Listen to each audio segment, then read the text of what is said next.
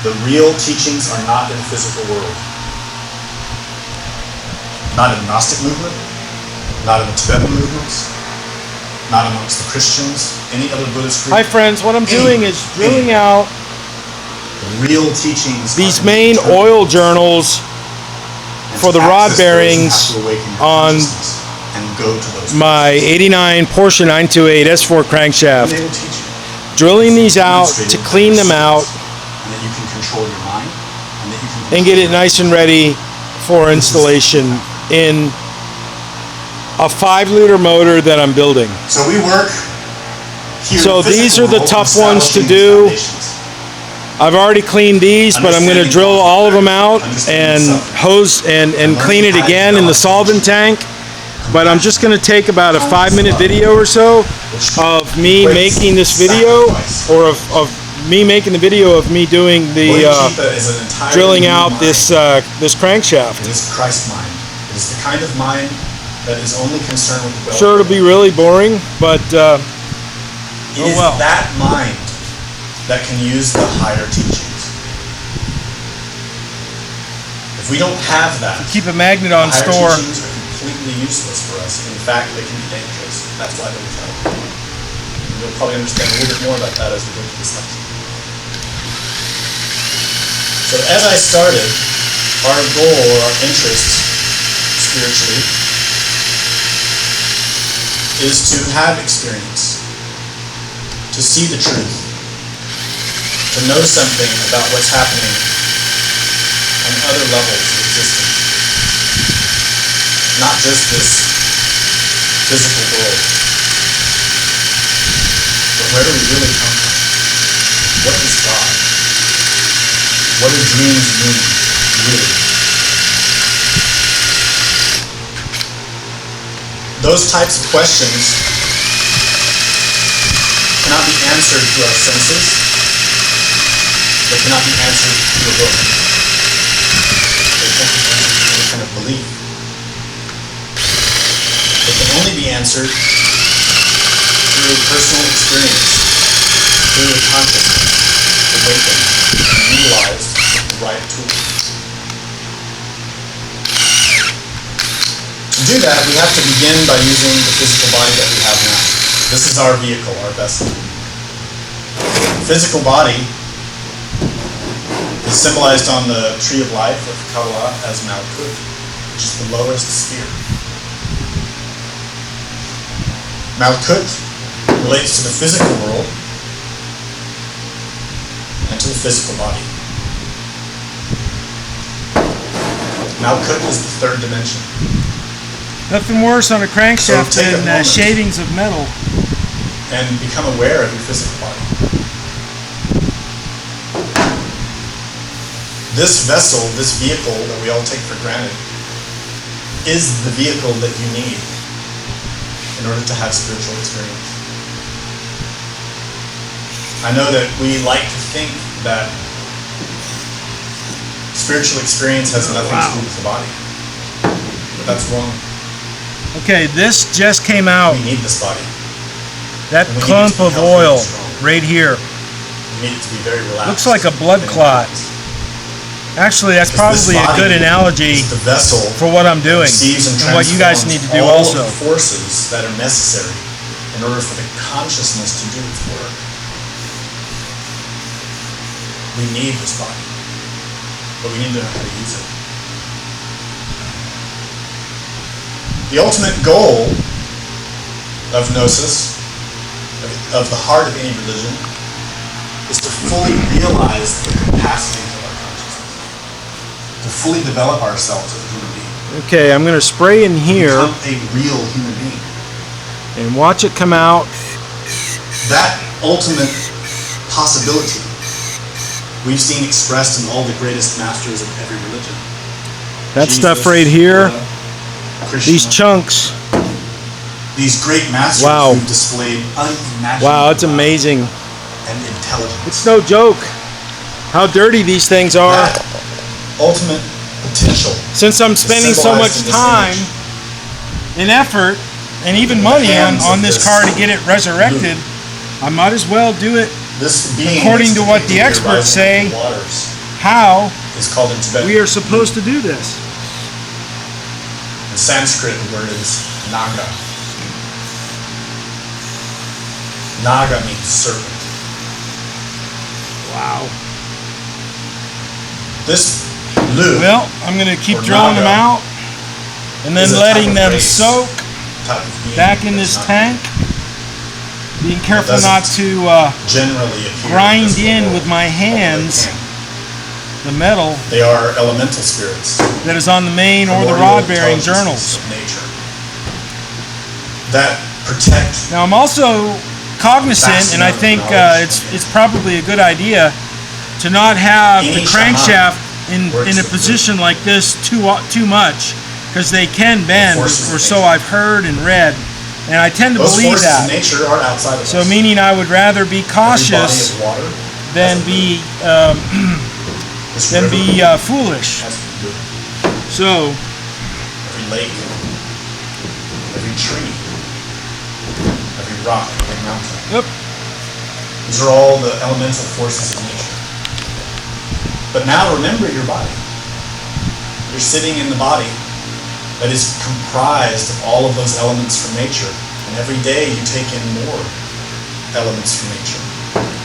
You take in energies and components of Lu, and they become your body. All right. But we do this unconsciously, without any consciousness at all of what these elements are, what we do with them, and what they become. We tend to eat garbage. We tend to drink garbage. We tend to breathe in garbage. We are what we eat. That's why our bodies are sick. That's why our minds are sick. We eat garbage. Not just through our mouth, but through our eyes. You see, not just food is taken in by us to transform energy. Not just air, but impression. Through our eyes, through our ears. That's food. Haven't you noticed that you get hungry for images? If you hunger for your favorite TV show. Now, safety briefing, what I'm doing here like that is unsafe, Hunger. because I wouldn't want the drill to come out and jab my hand, but sometimes you got to just take that risk. I try not to.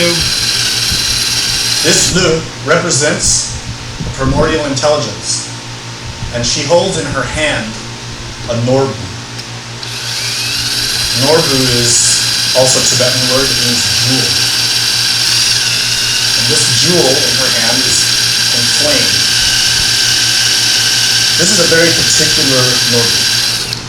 It represents the ultimate potential of a human being. It represents what we can become.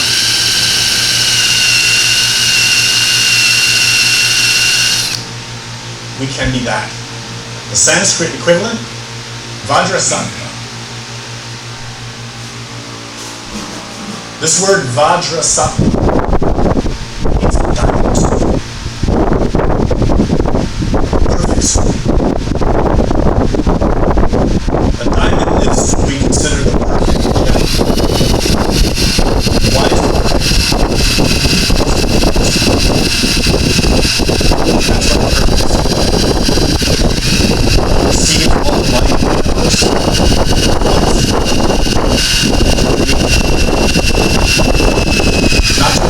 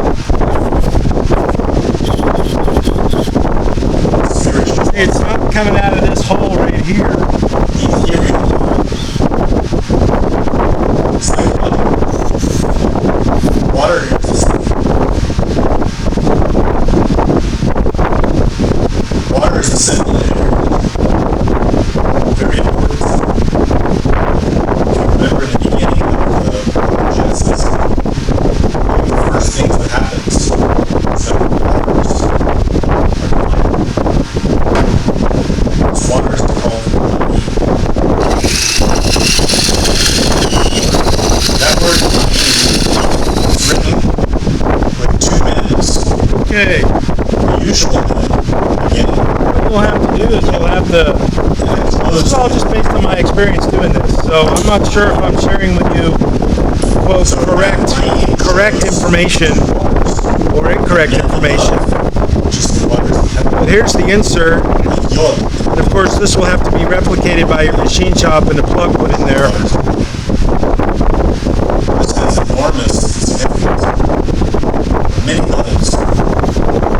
But the most important level for our discussion today is how that applies to us. Most waters are in levels. We need to know what that means. This image shows a yogi in meditation. And at the level of his head, we see water flowing from him. These images, by the way, are from murals that were in a secret temple in the Lukam in Lhasa, Tibet, that were forbidden for anyone to see except the Dalai Lama. And when the Chinese invaded, they made it into a museum of power. Unfortunately. So the good side of that is that now we can see those images that were long hidden. The bad side is that temple has been desecrated. This particular image shows a yogi, a practitioner in meditation, and the waters are flowing down from heaven, from the superior worlds, at the level of his head.